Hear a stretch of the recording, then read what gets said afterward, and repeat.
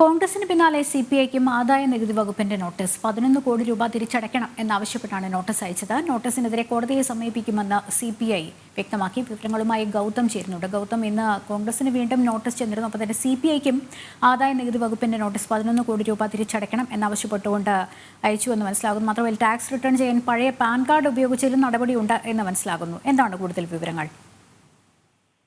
ലക്ഷ്മി, കോൺഗ്രസിന് പിന്നാലെ ഇപ്പോൾ സിപിഐക്കും ആദായ നികുതി വകുപ്പിന്റെ നോട്ടീസ് വന്നിരിക്കുകയാണ്. 11 കോടി രൂപ അടയ്ക്കണമെന്ന് ചൂണ്ടിക്കാണിച്ചുകൊണ്ടാണ് ഇത്തരത്തിലൊരു നോട്ടീസ് നൽകിയിരിക്കുന്നത്. അടുത്ത കാലത്ത് സിപിഐ പാൻ കാർഡും മറ്റും ഉപയോഗിച്ചുകൊണ്ട് നടത്തിയിട്ടുള്ള സാമ്പത്തിക ഇടപാടും അതിനെ തുടർന്ന് ആദായ നികുതി വകുപ്പിന് ഈ ടാക്സ് അടയ്ക്കേണ്ടത് കൃത്യമായി അടച്ചിട്ടില്ല എന്ന് മാത്രമല്ല അതിന്റെ കുടിശ്ശികയും അതോടൊപ്പം തന്നെ ഫൈനും കൂടിയാണ് ഈ 11 കോടി രൂപ വന്നിരിക്കുന്നത്.